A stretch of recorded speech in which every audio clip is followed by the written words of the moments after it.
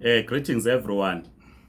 We had hoped that by this time we'll have collected all the necessary information to guide those that are applying for waivers, those that are domestic workers, work in the shops, work as Uber drivers, as packers, said pick and pay, or tellers, those that work as in the receptionist, as a receptionist.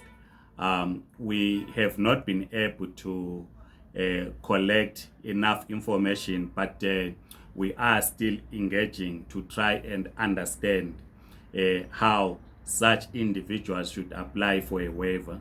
We trust that all of you have gone to the website of the VFS to check on how you apply. In fact, there is a form that you apply for a waiver.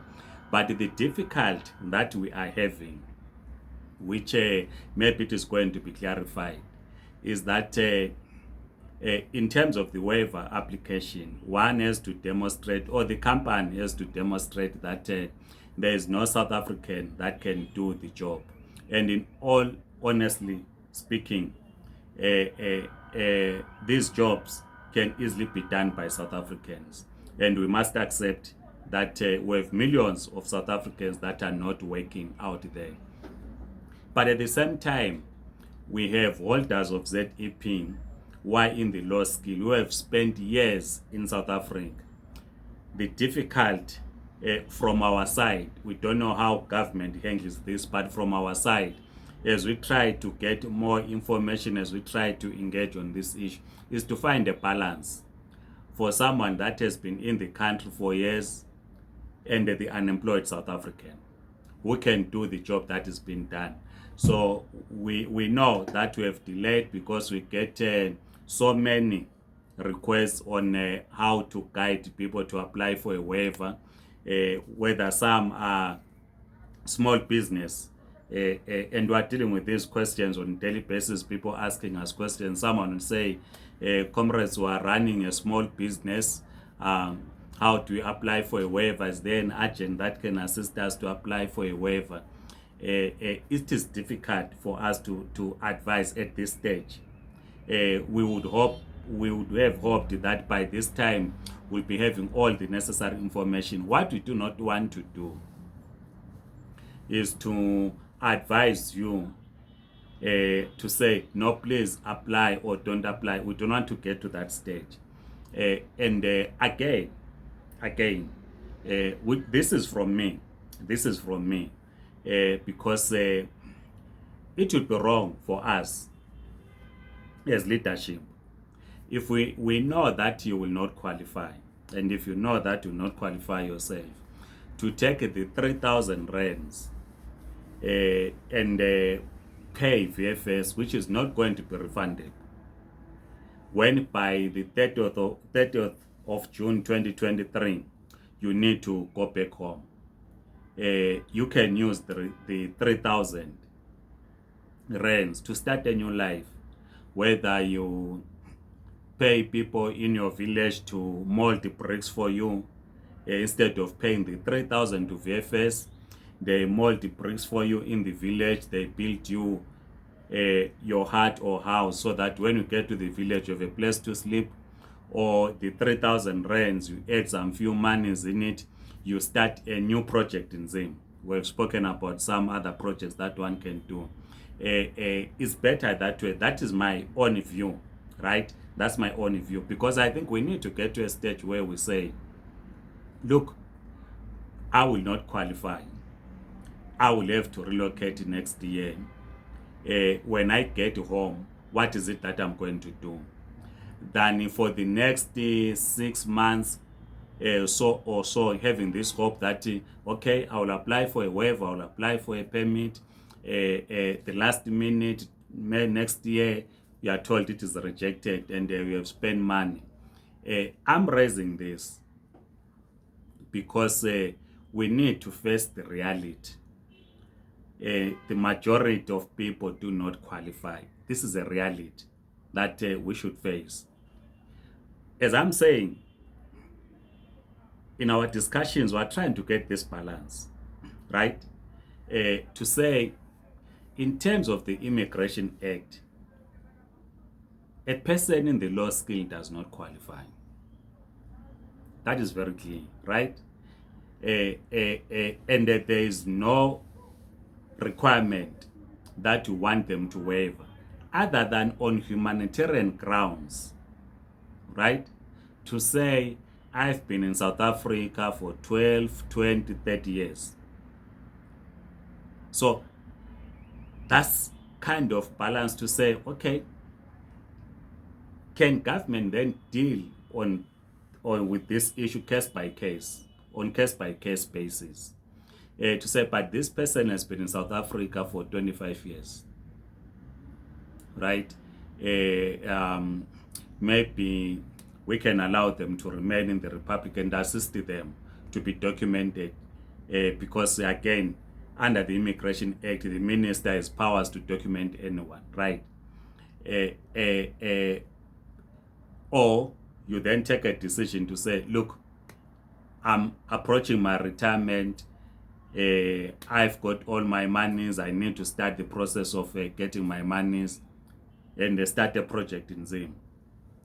It's something that at some point we need to get there. I'm not saying we're there yet, but at some point we need to get there and make that decision. But I'm saying, as you continue to send messages to say, Comrade Mapena and your colleagues in the Zim Community Committee, how do you apply for waivers? How do you apply for payments? I'm a petrol attendant. I'm a domestic worker. I work at Pick and Pay. At this stage, you have no answer. But you are still engaging the Department of Home Affairs, who are communicating with the directors to say, please explain to us, how does a domestic worker apply for a waiver? And what waiver? What is it that should be waived? These are the questions that we need clarity.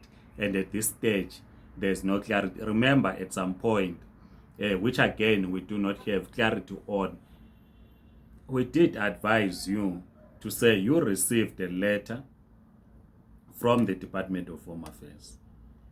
And we said you need to write to them and inform them of your own challenges, so that they will look into your own case and say, okay, we understand that you are saying you are a petrol attendant, you have been here for years, or a domestic worker, you are working for an elderly people who now treat you as one of them, and so on.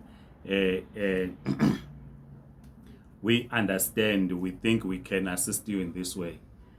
And we hope the majority of you have written to the Department of Home Affairs, explaining your own circumstances, right?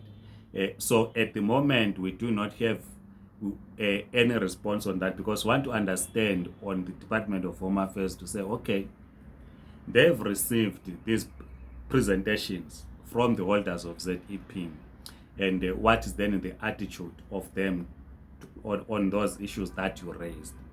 Because if you ask me, if you are in the low skill jobs and say, Comrade Mapena, how do I apply for a waiver?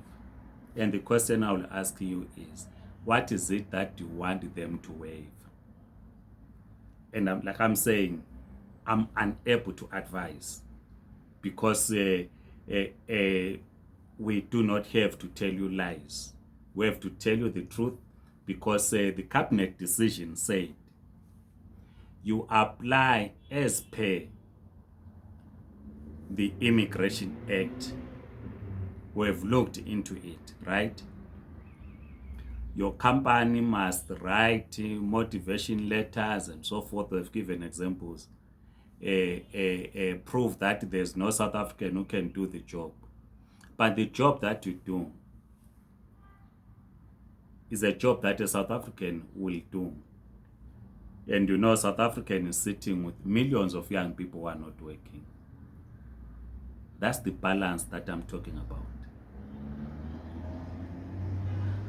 How do you tell a South African that for them to accept That's where we're caught up. So it's quite a difficult one. We need to be very honest. It's a difficult one.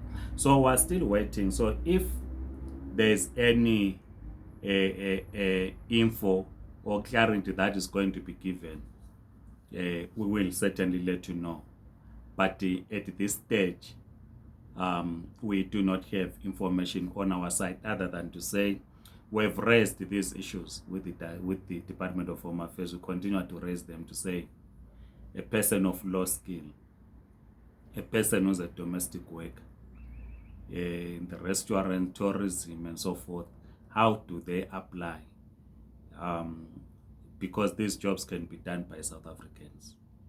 We wish we could be having answers by now, but we don't have those answers. And we can't say, don't apply. We cannot say so. And we can't say apply. It's again, because when I say apply, you then say to me, how do I apply for a waiver? I don't know. To be honest, I don't know what you want to be waived. The only thing that kicks in, which I did say, was if you write to the department and state your circumstances, to say, I am Ngabuto Mabena, ZEP number, I've been in South Africa, say, for 15 years. I work as a petrol attendant in Midrand at BP Garage. I have 2 kids born in South Africa. Right, I don't know what to do. Can you please assist me? That's what we advise to say.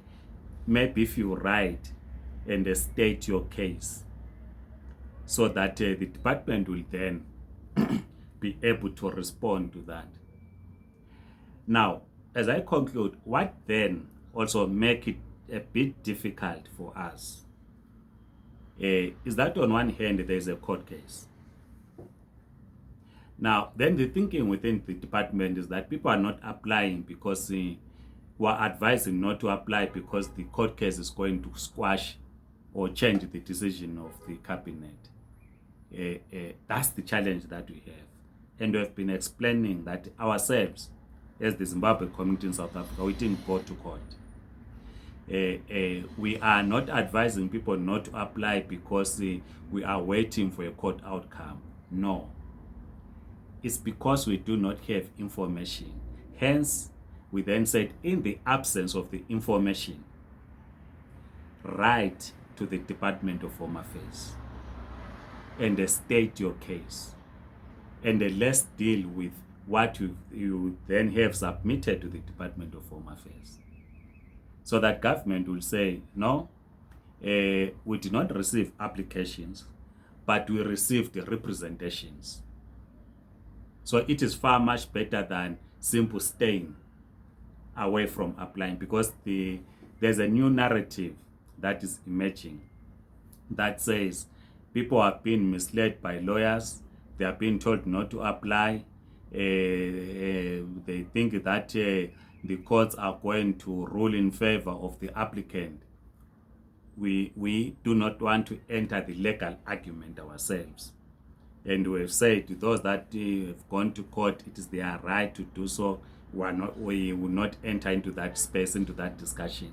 But what we are simply saying is, we do not have information. If you ask me, you write in the comment section and say, Comrade Mapen, please guide me. How do I apply for a waiver? I'm a domestic worker. I have no answer for you. But the only answer that I have for you is write to the Department of Home Affairs and say, you have been here for this long. Maybe they might find a balancing act to say, this person has been in South Africa for these years on humanitarian grounds, and also the number of the people. They might then consider to say, well, maybe we can accommodate this on humanitarian grounds, right? That's what we think. Maybe they might do so, right? So that's the difficult part. So as I conclude, if you have not written or made a representation to the Department of Home Affairs, do so. If you want to apply, please do apply. If you think you qualify, we will continue to advise you as we get more information. We engage them as we get more information. What they say, we then inform you. Otherwise, we wish you all the best. But at least we are is now extended from 30 December, from 31st December to 30th of June. There might be that 2 months time or so, because we wanted that by December, as we said in the last video, everyone should have submitted their applications. So if you have not made any representations to the Department of Home Affairs, please write the letter and send to that email, ZEP inquiries, so that at least they know your own circumstances. Otherwise, please, let's continue the conversation, circulate to your contacts, share with us your own experiences, and please kindly subscribe to this YouTube channel. In this YouTube channel, we want to only communicate what we know. We want to communicate the truth. We do not want to lie to you. We do not want to mislead you. So we'll do everything in our power to always stand by the truth. Otherwise, have a great day. Goodbye.